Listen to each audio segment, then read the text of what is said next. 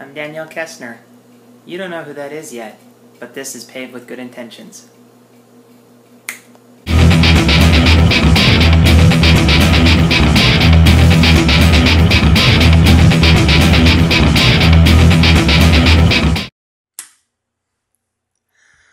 Hi there.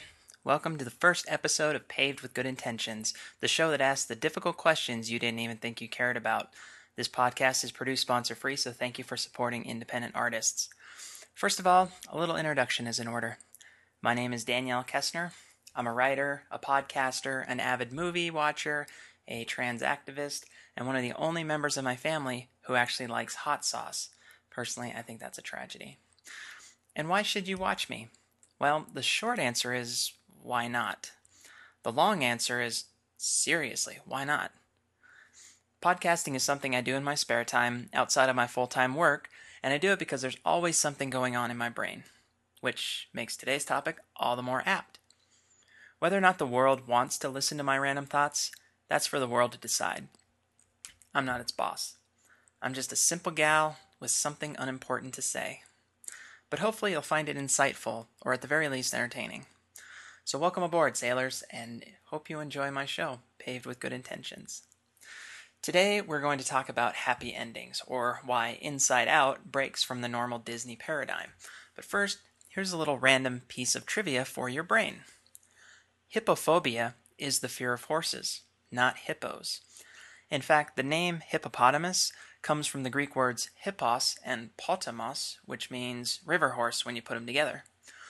Personally, I don't see the resemblance. But there is no word for fear of hippos, which is strange since they are way scarier than horses.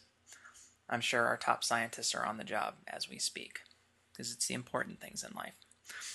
And now, on to our episode, Happy Endings, Inside Out versus Disney. Last weekend, I saw Inside Out, which is a fantastic movie. Everyone needs to see it. Seriously, when this podcast is over, just go see it. And before the film, there was the usual short movie. This time it was called Lava, an odd little cartoon about a singing volcano. Bizarre, yes. Cute, maybe. Creative, sure. But it got me thinking. The old tired trope about Disney poisoning the minds of children with unrealistic optimism is absolutely correct. It's no secret that Disney changed significant details of their classic stories, thereby muting the original, darker, complex themes in favor of something lighter, more family-friendly. But is there an inherent problem here? I know I'm not the first person to ask this question, but I felt somewhat a disconnect between Lava and Inside Out. Essentially, Inside Out suggests that happy endings are not always happy.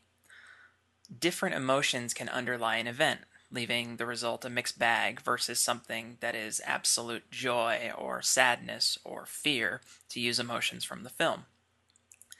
Incidentally, this is a break from the normal Disney effect in movies where tragedies are minimalized by the finality of optimism in the end.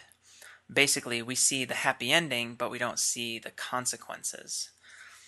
And Inside Out has a happy ending, but that doesn't mean it is happy or even an ending. And I don't mean it's left over for a sequel. I'll get to what I'm saying here.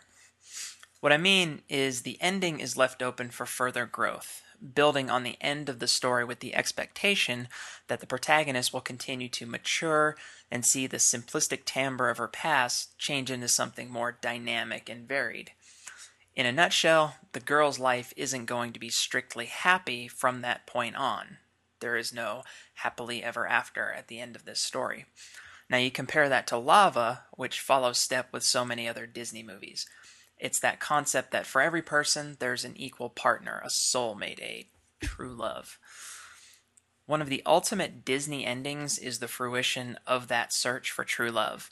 You see it in some of their greatest successes like Cinderella, Sleeping Beauty, Snow White, The Little Mermaid, etc. I mean, the list goes on.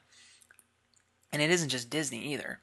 So often, the romantic stories have a neat and tidy happy ending where the boy and girl get together in the end, despite all odds. And the concept as a whole satisfies our innate human desire for perfect, unbreakable human connection, whether it's romantic love or familial love or friendship, but that doesn't mean it's based on reality. So how does Inside Out actually differ? Now I'm going to put a spoiler warning on here because I know since you haven't seen it yet, you don't really want to know what happens, but I'm going to tell you anyway. So spoiler alert, how does Inside Out feel different? Sometimes sadness is necessary to feel happy. Now that isn't to say that sadness outweighs joy or that life is more negative than positive. What that means is that in the real world, in real life, growth comes from both positive and negative experiences, and some experiences have a mix of both.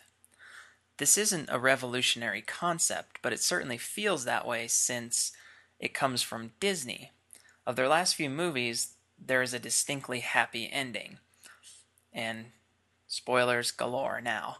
So you got movies like Frozen, you have a movie like Big Hero 6, Wreck-It Ralph, Monsters University, and even Toy Story 3, which packed a serious emotional punch. And it isn't even just Disney. Take a look at something like How to Train Your Dragon 2 that had a traumatic moment that was muted by a comic rise in action leading to the conclusion. Like, namely, they were flying on baby dragons, which was meant to be jovial and cute and adorable and all that. And it almost makes you forget about the tragedy that just happened.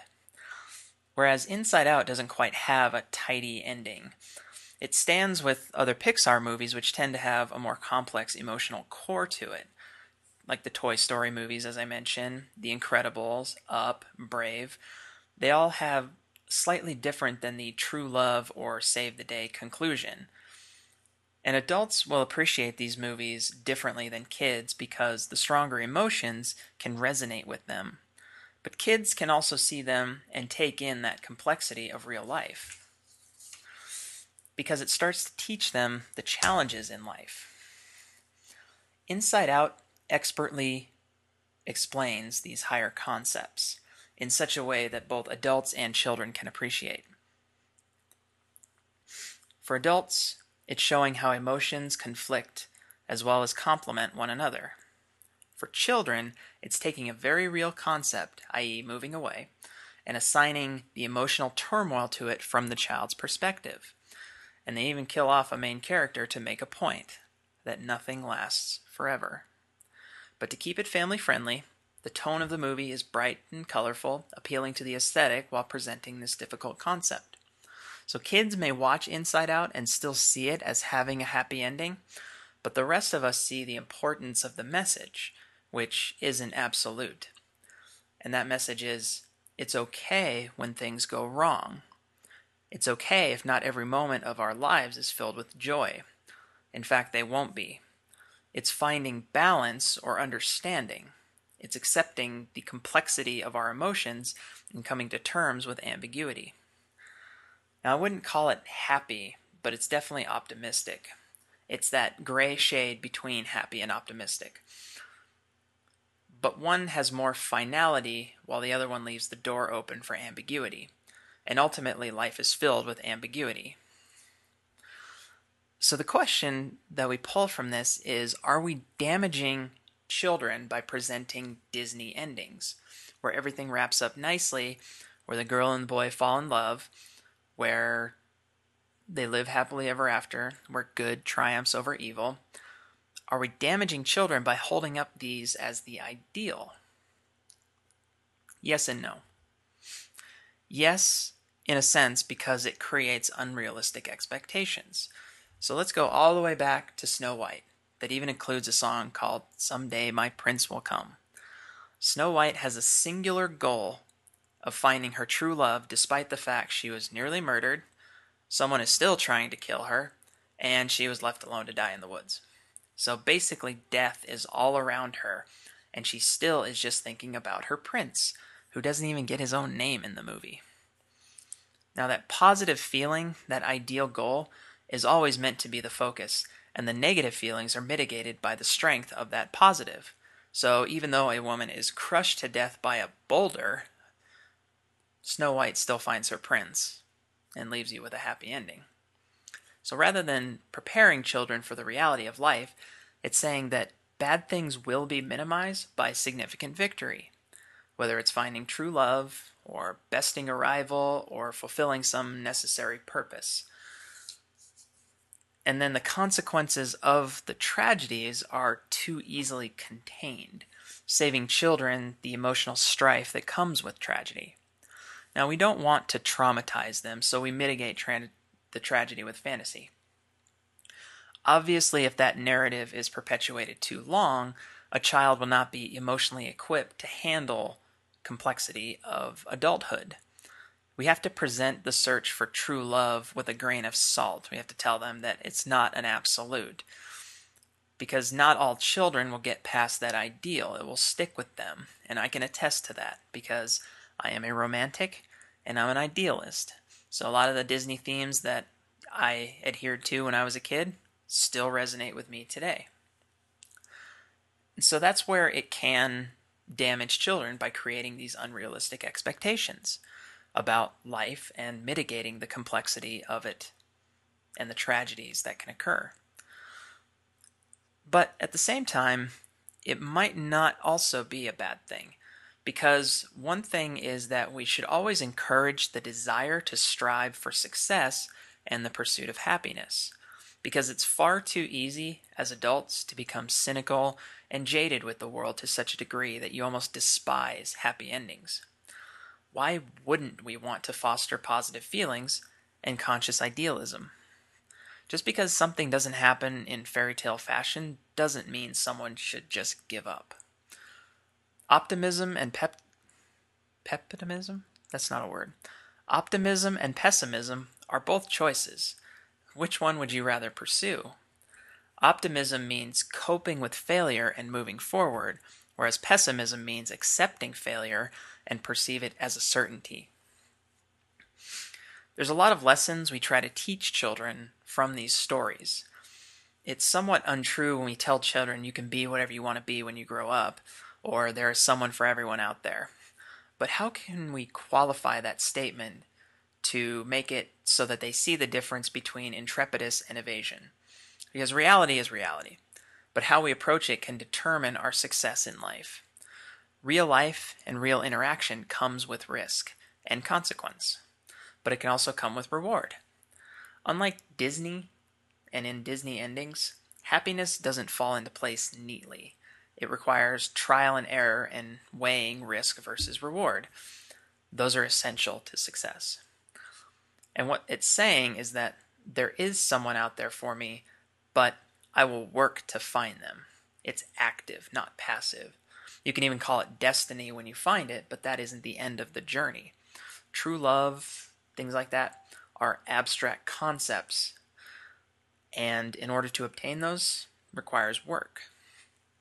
Happiness is an abstract concept, and it won't always come easily. Fantasy and imagination are linked, and the imagination leads to wonder and discovery. So you can't really test the limits of your potential unless you believe there are no limits. There's nothing stopping you from pursuing your dreams. Success isn't guaranteed, but the only way to be successful is to try, and the desire for wonder fuels the will to try. So it's easy to tell someone not to daydream or feed their imagination because it isn't reality, but those who do feed it can live richer, fuller lives of discovery and awe. So, from that standpoint, feeding that imagination and that will to discover is not necessarily a bad thing. But again, it's a matter of mitigating the expectation with reality. So, I am a writer, and I've written dozens of stories with dark and tragic plots, and yet they still have a happy ending. But why? Why am I still writing happy endings for stories that have very tragic plots? Was I indoctrinated young to believe in happy endings? Possibly. Is it more a fantasy of what I wish the world were like? Likely. It's hard not to hope for a happy ending because when we use media like movies or books as an escape from reality, we would rather see the ideal. We'd rather see what we don't see every day in the news or in the real world. And moreover, when you invest yourself in a character, you're putting yourself in their shoes. And why wouldn't you want them to succeed? I'm watching Elsa on screen. I put my emotional investment into her. Why wouldn't I want her to have a happy ending? Because tragedy for a beloved character feels like we ourselves are failing, whereas success for a beloved character feels like we ourselves are winning, like we did something well. That's what escapism is. And yes, it isn't real life, but there is the potential for inspiration. Anything can give us a reason to pause, whether it's real or fantasy. Reevaluation is just as much an important part of life as success or failure. It is a necessary consequence.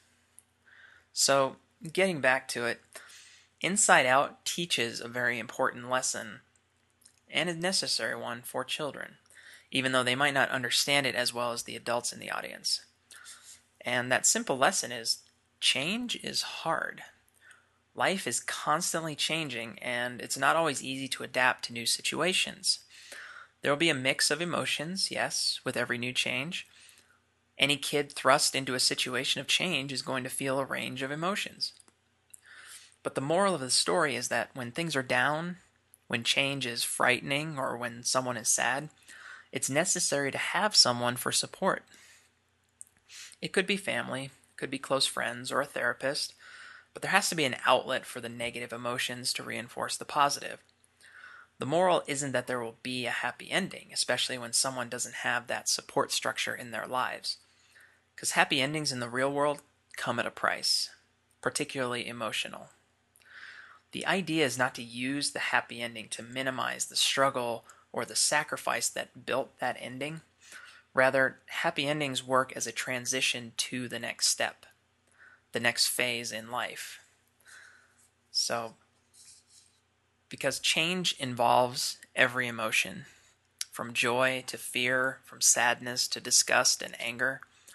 It's finding the balance between those to cope with the gravity of the change.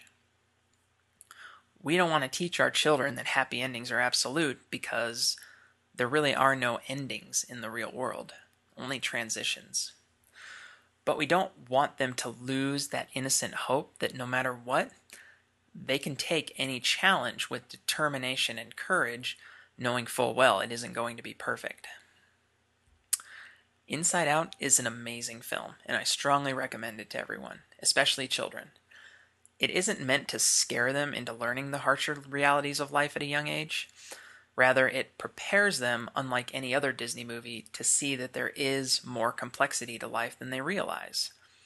But also, it's just a really fun movie, so go check it out. And let me make one single suggestion. Stay for the credits. You won't be disappointed. So, like a real news person now. So, thank you for watching. This is the first episode, so trying some new stuff here. You're a beautiful audience, I assume. You can check out more Paved with Good Intention videos right here on YouTube as I roll more out. You can also check out my other videos and anything I've ever favorited because you've always been curious about my personal tastes in comedy and music. And be sure to check out my podcast, Translation, which is found at the link below, as well as on iTunes and Stitcher. If you have any questions you'd like me to ponder on the show, send me an email at translationpodcast@gmail.com. And if you have any comments, please keep them to yourself. Just kidding. I know it's YouTube and your comments are going to appear whether I like them or not. And once again, this podcast is produced sponsor-free, so thank you for supporting independent artists. See you on the other side.